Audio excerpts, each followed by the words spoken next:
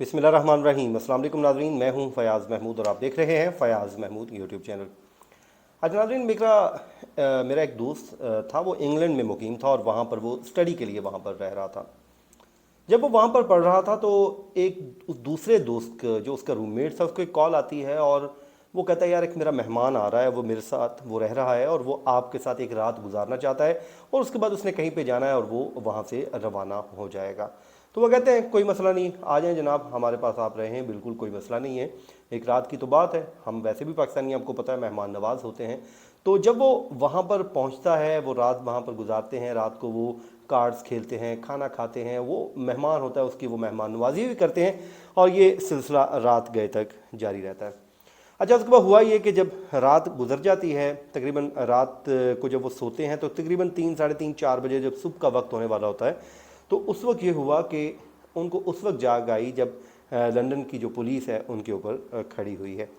खैर, उसमें से उन दोस्तों में से एक बड़ा दोस्त तेज़ होता है, वो उनको उर्दू में वो कह देता है कि यार ये हमें बाहर से मिला है, या रात हम बैठे हुए थे, हमें कहीं से मिल गया तो हमने इसे ले आए साथ रात गुजारने के लिए, इससे हमारा इससे के अलावा कोई ताल्लुक़ नहीं है। एनीवेज उसको रोक दिया और उन्होंने कहा कि आप अपनी लैंग्वेज में यानी कि उर्दू में बात ना करें। उसके बाद उनको उस बिल्डिंग से शिफ्ट किया गया और वहाँ की जो पुलिस स्टेशन है वहाँ पर वो ले गए।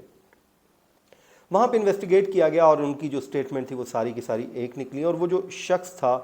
वो वहाँ का कोई क्रिमिनल था, वो पुलिस को वांटेड था, पुलिस उसकी गिरफ्तारी चाह रही थी और जब इनके पास से पकड़ा गया तो पुलिस ने इनको भी अरेस्ट कर लिया। लेकिन फिर उसके बाद जब क्लियर ये मामला हो गया कि इनका कोई कसूर नहीं है, ये बिल्कुल इनोसेंट हैं, तो फिर वहाँ पर उस पुलिस ने एक बड़ा ही तारीख़ी काम किया, जो मेरे लिए तो वाकई तारीख़ी है। यहाँ पे तो ऐसा कोई निज़ाम ही नहीं है। तो जब वो हुआ तो उसमें हुआ ये कि उन्होंने पुलिस वालों ने इनको एक फॉर्म दिया और कहा कि यार हम लोगों ने आपके साथ ज़्यादती की है, बड़ी ज़्यादती की है और आपको बेगुनाह पकड़ लाए हैं। तो अब आप अगर चाहते हैं हमारे ख़िलाफ़ केस करना तो ये वकील के हम आपको सहूलत मुयस्सर कर रहे हैं और आप हमारे ख़िलाफ़ केस कर दें। खैर, वो तो बेचारे जान छुड़ा रहे थे और उन्होंने कहा यार हमने क्या केस करना, बस हमें यहाँ से निकालें। और यहाँ तक बात ख़त्म नहीं हुई, पुलिस को शर्मिंदगी का कितना सामना करना पड़ रहा था कि जब वो अपनी बिल्डिंग में पहुँचे तो वहाँ पे बोर्ड्स यानी कि वो लगे हुए थे, आप ये कह लें इश्तिहार, आप कह लें जिस तरह पाकिस्तान में इश्तिहार छाप दिए जाते हैं, तो दीवारों पर इश्तिहार लगे हुए थे उस बिल्डिंग में और कहा था कि इस बिल्डिंग में पुलिस ने रेड किया था और हमने कुछ लोगों को अरेस्ट किया, ये लोग हैं। इसमें इनका कोई कसूर नहीं था, बल्कि इनको हम गलती से ले गए और हम इनसे माजरत ख्वाह हैं। और अगर सोसाइटी में से किसी ने इनके साथ उस वाक़ये को बुनियाद बना के कोई इनके शेमिंग करने की कोशिश की या इनको को तंग करने की कोशिश की तो उसके ख़िलाफ़ कानूनी कार्रवाई होगी। नाज़रीन, इसको कहते हैं निज़ाम। जिस निज़ाम में आप लोग रह रहे हैं, ये वो जो निज़ाम है और पाकिस्तान में जो कायम निज़ाम है, ये शायद बहुत सदियों का इसमें डिफरेंस आ चुका है। अब यही वजह है कि वहाँ पर ना तो उस तरह के क्राइम्स देखने को मिलते हैं, ना वहाँ की कोई जेलों में ओवरलोडेड हुई पड़ी हैं। अगर कोई क्राइम होता है तो उसको यकसा जो एक इंसाफ का पैमाना है सबके साथ वो इंसाफ हो जाता है, जिसके बाद कभी क्राइम होते ही नहीं। नाज़रीन कराम, मेरा क्योंकि इस बात पे ईमान है कि जो बात रसूलुल्लाह सल्लल्लाहु अलैहि वसल्लम ने कह दी वो हर्फ हर्फ सच है और उसने क़यामत तक सच ही रहना है और क़यामत के बाद भी उसी बात पे हमने कायम रहना है। अब रसूलुल्लाह सल्लल्लाहु अलैहि वसल्लम ने जब कह दिया कि पिछली कौमें इसलिए तबाह हो गईं कि वो इंसाफ नहीं करती थी, बल्कि अपने बड़े जब उनका कोई पकड़ा जाता था उसको तो वो छोड़ देती थी, लेकिन जब छोटा कोई पकड़ा जाता था तो उसको सज़ा भी देते थे, उसके ऊपर कानून की अमलदारी भी होती थी। अब जब ये बात मैं सुनता हूँ, देखता हूँ, पढ़ता हूँ तो मुझे फ़ौरन पाकिस्तान का निज़ाम याद आ जाता है। अब पाकिस्तान का निज़ाम तो यही है, यहाँ पर जब कोई बड़ा पकड़ा जाता है तो हेलो, हाँ जी इसको छोड़ दें, हाँ हाँ छोड़ सर, इसने ये क्राइम किया है और छोड़ो जी, क्राइम किया है, पहली बार कीता है, ये होता है और उसके बाद उस बंदे को छोड़ दिया जाता है। हमारा सिस्टम ये है कि जब गरीब आदमी पकड़ा जाता है या अगर उसने कोई कसूर नहीं किया होता, किसी शख्स को माड़ा आदमी है, अगर उसने कुछ चोरी चकारी की है तो पुलिस उसके घर रेड करने जाती है तो वो बंदा ज़ाहिर नहीं होता, उसके घर से बच्चों को, बीवी को, किसी भी शख्स को, बूढ़े बाप को पुलिस उठा के ले जाती है और ले जाके थाने में बंद कर देती है बगैर किसी कसूर को। कहा जाता है और मुंडा ले आओ जी, और ले आके उसके बाद ये ले जाओ। مطلب یار گناہ اس نے کیا ہے، ان کو کس بات کی سزا؟ تو اگر کوئی امیر آدمی کو گناہ بھی کر لے، کوئی جرم بھی کر لے، تو اس کو تو پروٹوکول مل رہا ہوتا ہے، تو پھر مجھے آپ بتائیے کہ ہماری تباہی کیوں نہ ہو؟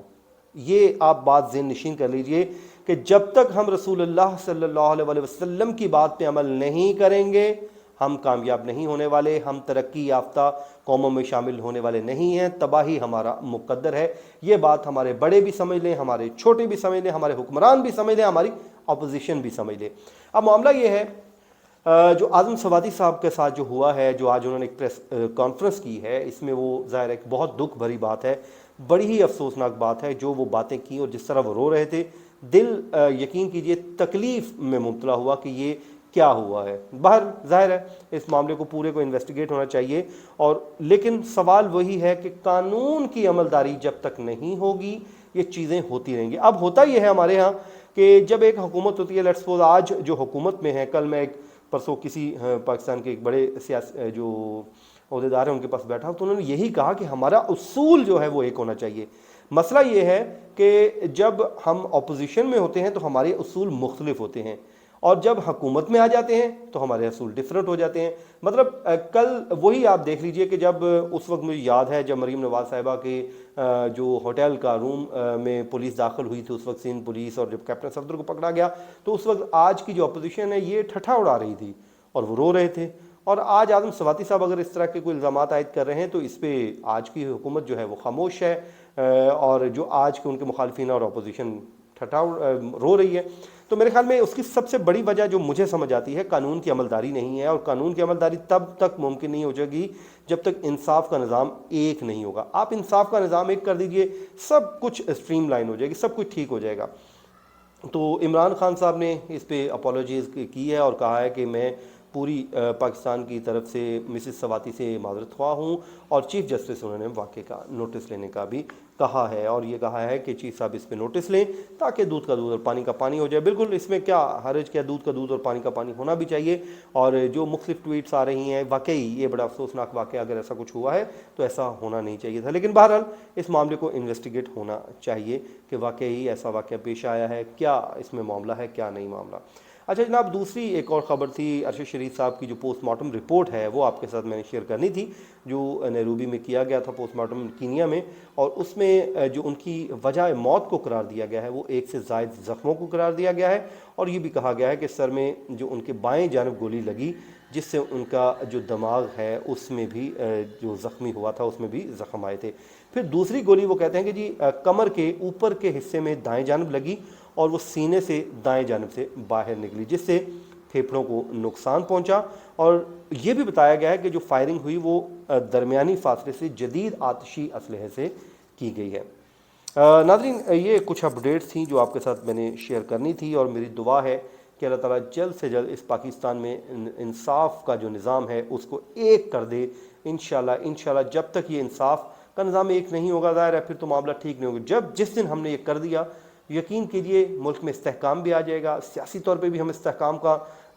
یعنی کہ ہو جائیں گے، اور اس کے علاوہ ہماری ترقی کے راستے بھی وہ بھی کھلنا شروع ہو جائیں گے، کیونکہ پھر سب کو ایک قانون کا ڈر ہوگا کہ یار میں نے یہ کیا ہے تو یہ سزا ہو سکتی ہے، اگر کچھ غلط کروں گا تو یہ سزا ہو سکتی ہے۔ جیسے بیرون ممالک میں ہم دیکھتے ہیں، یورپ کے کئی ممالک میں، کہ وہاں پہ قانون کم از کم ایک رکھا ہوا ہے انہوں نے، وہ سب کو سزا دیتے ہیں، جس سے نظام ان کا بہترین چل رہا ہے۔ تو ہمیں بھی چاہیے کہ رسول اللہ صلی اللہ علیہ وسلم کی بات پہ عمل کریں اور انصاف کا نظام ایک کر دیں، چاہے میں ہوں، چاہے محلے کا کوئی بھی